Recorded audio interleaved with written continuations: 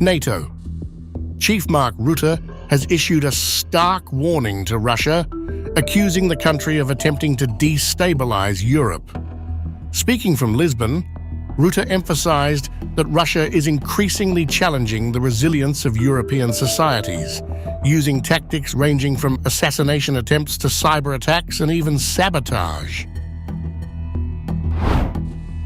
Rutte's comments come amid a fresh incident in the Baltic Sea that has raised concerns over regional security. Today we discussed the security situation in Europe.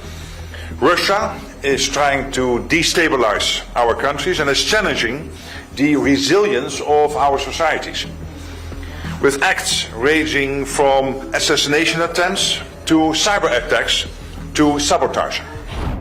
The latest incident occurred when a vital undersea data cable connecting Latvia and Sweden was found damaged on Sunday. The cable, crucial for communications and data transfer, was disrupted in what authorities are now investigating as a possible act of sabotage. Just yesterday, we saw another incident in the Baltic Sea, with disruption to a cable connecting Latvia and Sweden. The good news is, through Mission Baltic Sentry, NATO ships and aircraft are operating alongside our allies over there, enabling a fast, coordinated response. NATO is strong today. To keep NATO strong, we must, however, continue to adapt. And to guarantee our security in the future, we also need to ramp up our efforts now. In response to the incident, NATO has already deployed forces to ensure a swift and coordinated reaction.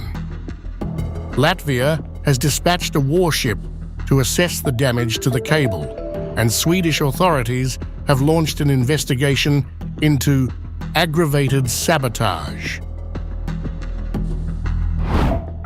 Meanwhile, the Swedish Coast Guard seized a Bulgarian ship, the Vigilance, on Monday.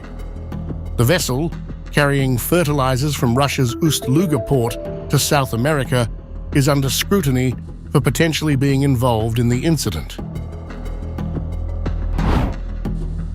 The head of Bulgaria's maritime navigation company admitted that the Vigilance may have accidentally dropped its anchor during rough weather on Saturday, possibly causing the cable damage.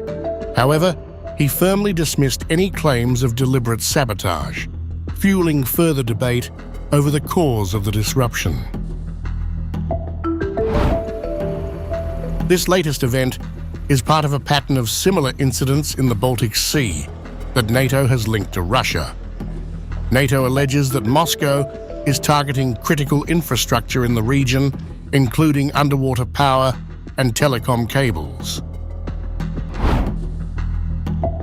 After a series of incidents in 2024, where several underwater cables in the Baltic Sea were damaged or severed, NATO launched the Baltic Sentry mission in response to increasing threats in the region, particularly from Russia's so-called Shadow Fleet.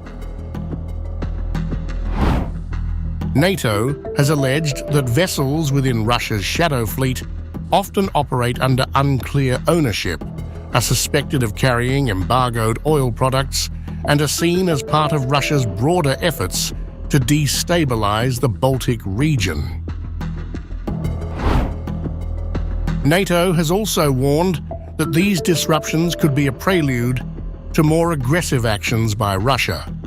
The alliance has pledged to increase its presence in the Baltic to safeguard critical infrastructure and deter any future attacks. However, Russia continues to deny any involvement in these incidents and has responded strongly to NATO and EU allegations. A week earlier, Russian Foreign Ministry spokesperson Maria Zakharova fired back at Western nations, accusing them of attempting to sabotage Russian oil exports by linking the country to incidents in the Baltic Sea. Zakharova claimed that Western powers were using these events as a pretext to impose restrictions on international navigation in the region. Westerners have also rushed to find a so-called Russian trail in connection with the recent damage to underwater telecommunications and electricity cables in the Baltic Sea. Authorities in Finland, Estonia, and other EU countries are rushing to classify the incidents as sabotage and are developing a version of the alleged involvement of the Russian Shadow Fleet as the main. Their real aim is more than obvious: to limit Russian oil exports by any means possible, and at the same time to try to create conditions for the introduction of arbitrary restrictions on international navigation in the Baltic Sea, in the light of the notorious speculations about its transformation into a NATO internal sea. As the situation in the Baltic Sea continues to unfold, NATO is focused on strengthening its defenses against potential threats in the face of increasing geopolitical tensions.